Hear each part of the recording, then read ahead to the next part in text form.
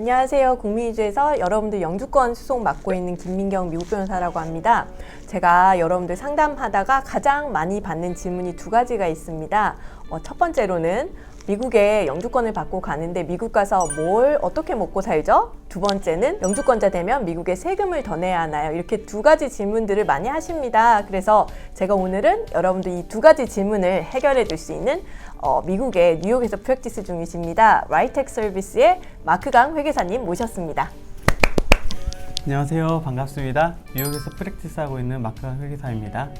그럼 먼저 지금 뉴욕주에 거주 중이신데요. 한국에서 사셨을 때 삶이랑 미국의 삶이랑 어떻게 다른지 간단하게 설명 부탁드릴게요. 네, 저는 미국에 한 12년 정도 전에 갔고요. 가서 이제 원래는 리서처로 갔다가 이렇게 전향을 하게 되었는데요.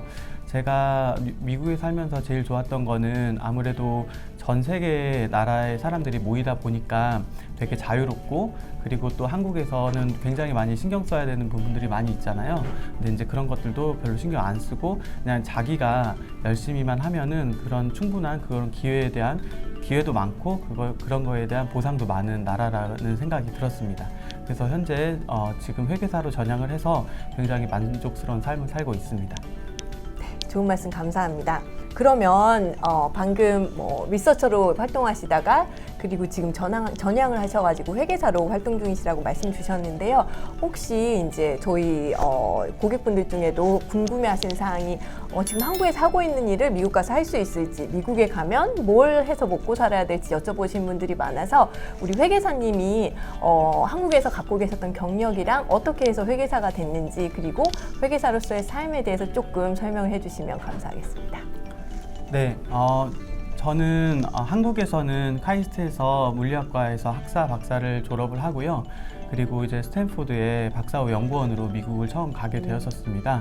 그러면서 이제 우연한 기회에 이런 미국 세무 회계를 접하게 되었고, 그래서 이제 전향을 하게 되었는데요. 제가 스탠포드에 있으면서 이렇게 주변에 있는 저희 친구들이나 이렇게 보면 한국 분들은 정말 열심히 사세요. 여기에서도. 그런데 이제 그렇게 사는 거를 미국 사람들도 다 압니다. 그래서 제가 봤을 때에는 그 신분적인 것만 해결이 되면 미국에서 취업하거나 이런 안정적인 생활을 하시는 건 어렵지 않다고 생각을 합니다. 그리고 미국 같은 경우에는 요새 한국도 워라밸이라 하잖아요. 근데 이제 그런 걸 충분히 먼저부터 인정을 해줬기 때문에 그런 부분 중에서 되게 만족하면서 사시는 분들을 주변에서 많이 보았습니다. 그런데 이제 안타까운 부분은 굉장히 실력이 있는데도 학생 비자로 왔다가 이런 신분 때문에 돌아가야 되는 학생들을 보면 좀 많이 안타까웠는데요. 그래서 이런 NIW를 통해서 영주권을 취득하신다면 정말 많은 기회가 있을 거라고 생각합니다.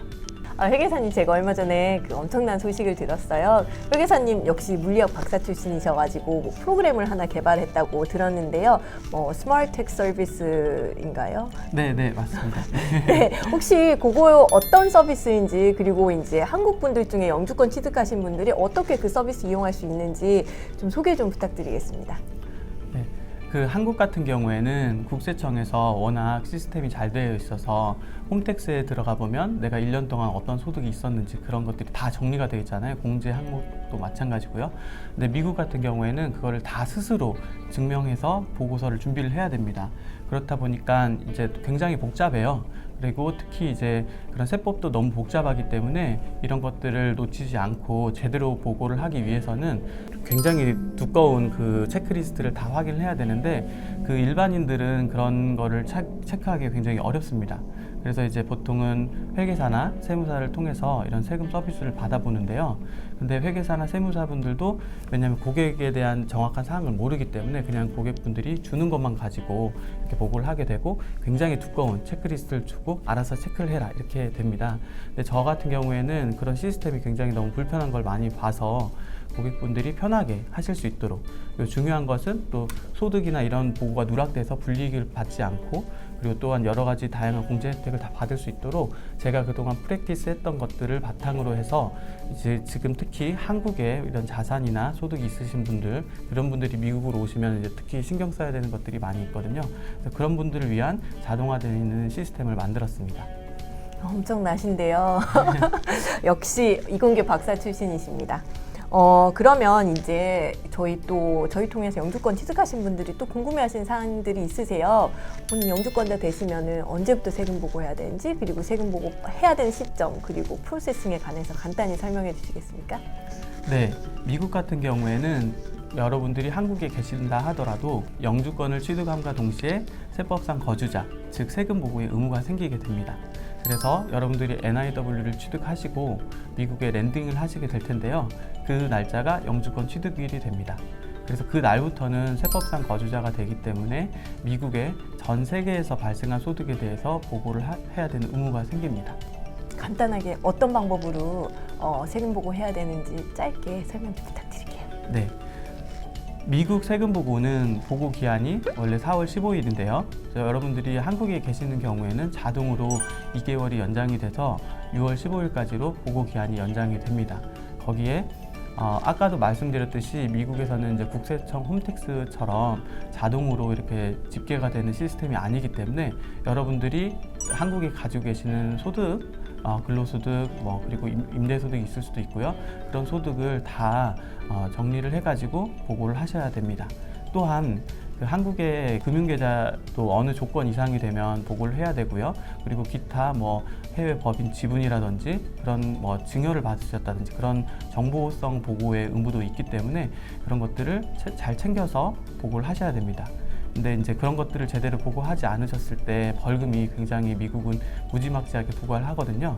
그래서 실력 있는 회계사를 통해서 세금 보고를 준비하시는 게 굉장히 중요합니다. 네, 아주 좋은 팁 감사드리고요. 마지막 질문 하나 드리겠습니다. 한국에서 지금 영주권 받아서 미국에 랜딩 하시기 직전 분들께 혹시 이제 한국에 갖고 계신 자산이 그대로 유지를 했을 때 미국에 가셔서 세금적인 부분에서 조금 세금을 더 많이 내게 된다거나 이런 부분들이 있을 수 있을 것 같아요. 그래서 그런 분들한테 한국에서 좀 미국 가시기 전에 정리하면 좋은 자산이나 이런 거 있으면은 조금 설명 부탁드리겠습니다. 네. 일단 첫 번째로 소득에 대해서 말씀을 드리면요. 방금 전에 말씀드린 것처럼 영주권을 랜딩한 이후부터 발생하는 모든 전 세계 소득에 대해서는 미국에 보고를 하고 세금을 내셔야 됩니다.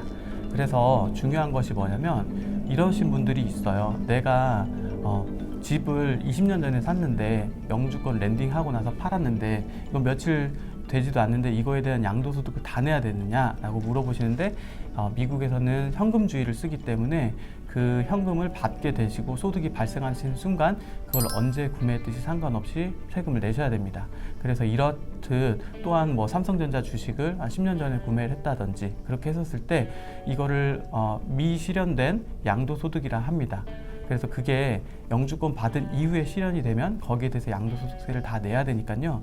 영주권을 받기 전에 그런 것들을 한번 실현을 시키시고 예를 들어 삼성전자 주식 같은 경우에는 내가 한번 팔고 다시 사도 되니까요. 그렇게 해서 영주권 전에 그런 미실현된 양도소득을 다 정산을 하신다면 그것에 대해서 세금을 안 내셔도 되고요. 두 번째로는 한국에는 여러 가지 비과세 상품이 있습니다. 하지만 미국에서 인정이 안 되는 게 많이 있는데요. 예를 들어서 그 상장 주식을 사고 팔 때 발생하는 양도소득이나 또는 비과세 보험 상품 그런 것들이 미국 세법상 거주자가 된 이후에 발생하게 된다면 다 과세 소득이 되거든요. 그런데 이제 이게 왜 중요하냐면 미국에서 세금이 계산된다 하더라도 한국에서 세금을 내게 되면 그만큼은 공제를 해서 그 차익만 미국에 세금을 내시면 되는데요. 이런 상장 주식의 양도소득이나 그리고 또한 비과세 보험 소득 같은 경우에는 한국에 내시는 세금이 없기 때문에 고스란히 미국에 세금을 내셔야 됩니다. 그래서 이런 것들도 다 미리 보험 같은 경우에는 해지를 하셔서 수익을 실현하시는 게 중요하고요. 그렇게 되면은 나중에 영주권을 취득한 이후에 소득을 발생을 안 시킬 수 있기 때문에 세금을 절세할 수가 있습니다. 그리고 또한 아까 잠깐 말씀드린 정보성 보고가 많이 있는데요. 저희 고객분들이 제일 어려워하시는 부분들 중에 하나가 해외 금융계좌 보고라는 거예요. 근데 많은 분들이 그 금융은행에서 권유로 인해서 계좌를 여러 개를 많이 만드시는 분들이 있거든요. 그런데 이제 그런 계좌들을 다 찾아가지고 다 매년 보고를 하셔야 돼요. 근데 제가 이렇게 보면은 별로 그냥 한 계좌에 해도 큰 이 소득이나 이런 거는 상관이 없는데, 근데 이제 계좌가 막 몇십 개 되시는 분들이 있거든요. 근데 이제 그런 것들 같은 경우 매년 그걸 다 일일이 정리하기 굉장히 번거로우세요. 그러니까 그런 것 같은 경우는 미리 좀 정리해서 합칠 건 합쳐가지고 계좌 수를 줄이면 나중에 보고하실 때 굉장히 용이하게 하실 수가 있고요. 또한 한국의 이제 법인 지분이 어느 이상 되면 거기에서도 굉장히 복잡한 보고의 의무가 생겨납니다. 그래서 이제 이런 것 같은 것들이 굉장히 다양하게 많이 있어요.